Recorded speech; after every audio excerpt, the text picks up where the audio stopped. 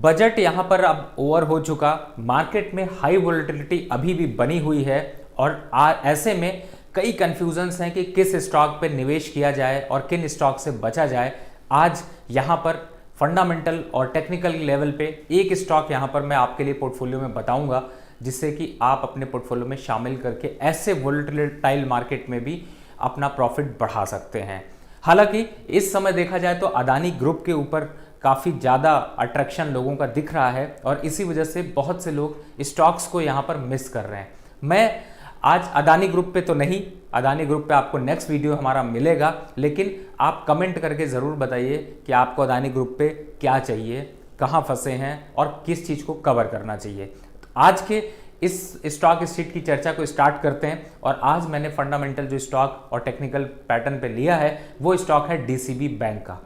अब DCB bank की बात कर लें तो सबसे बड़ी बात है कि इस स्टॉक ने आज भी देखा जाए तो काफ़ी हद तक कांस्टेंट रिटर्न दिखाई हैं। हालांकि लॉन्ग टर्म पे बहुत ज़्यादा अग्रेसिव रिटर्न्स इसने नहीं दिखाए हैं। सबसे पहले चलते हैं चार्ट के ओवरव्यू के यहाँ पर समझते हैं और ओवरव्यू में आपको ये समझ में आएगा कि लगभग ये स्टॉक का मार्केट कैप 3,515 करोड़ का है, 8 के पी पे स्टॉक है, एक साल में 27% का रिटर्न, लगभग 28% का रिटर्न दिया है, लेकिन 3 साल और 5 साल के लोगों को काफी नाराज भी किया है। अब डिविडेंड बहुत ज्यादा कुछ है नहीं, लेकिन अच्छा जो है वो है फाइनेंशियल। अब फाइनेंशियल में अगर देखते हैं तो ऐसी सिचुएशन जब इतनी मार्केट वोलेटाइल हो उसके बावजूद भी अगर मैं यहाँ पर फाइनेंशियल कंपैरिजन करता हूँ तो दिसंबर 2021 में इस कंपनी ने प्रॉफिट दिया था 75 करोड़ का और उसके बाद अगर वहाँ पर देखें तो इनके जो ग्रॉस एनपीए थे वो भी करीब जो है वो 4.73 थे। जो चेंज आया, जो फंडामेंटल, क्यों मैं स्ट्रांग कह रहा हूँ, क्योंकि सेल्स की फिगर यहां पर बढ़ी है लेकिन प्रॉफिटेबिलिटी अगर देखिए तो वो 113 लगभग 1.5 गुने के पास हो गई है और साथ ही यहां पर एनपीए जो है वो 4.73 से घटकर अब आ गया है 3.62।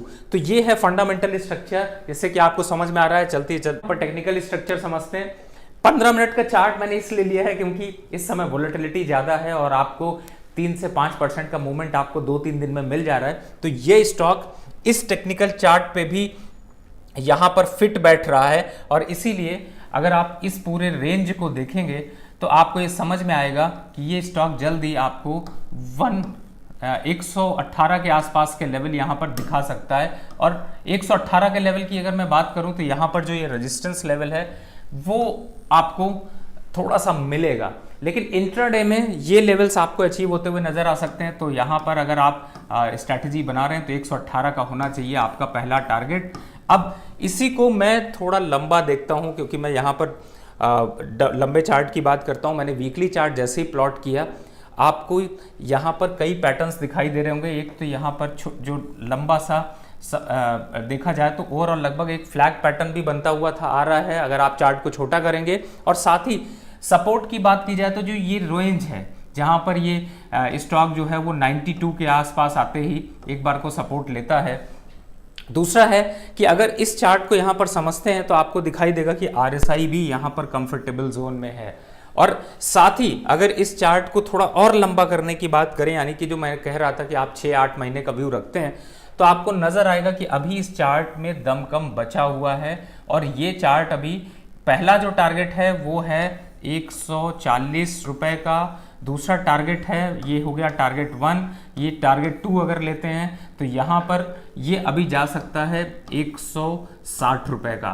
तो यहाँ पर ये 2 टारगेट आपको अचीव होते हुए नजर आ सकते हैं। आप इस स्टॉक को अपने पोर्टफोलियो में अगर लेना चाहते हैं तो यहाँ पर स्टॉप लॉस भी एक बार डिफाइन कर लेते हैं। तो स्टॉप लॉस जो बन रहा है, चूंकि इस समय 113 रुपए का चल रहा है, तो स्टॉप लॉस यहाँ पर बन रहा है 80 रुपीज का। 20 रुपए का स्टॉप लॉस थोड़ा सा लंबा जरूर लग रहा होगा, लेकिन कोशिश करिए ये लॉन्ग टर्म स्टॉप लॉस है। वोलेटिलिटी में थोड़ा नीचे मिले तो भी लीजिए, करंट लेवल पे भी लीजिए। तो स्ट्रैटेजी इस हिसाब से बना के आप अपने पोर्टफोलियो में एक अच्छा स्टॉक शामिल कर सकते हैं।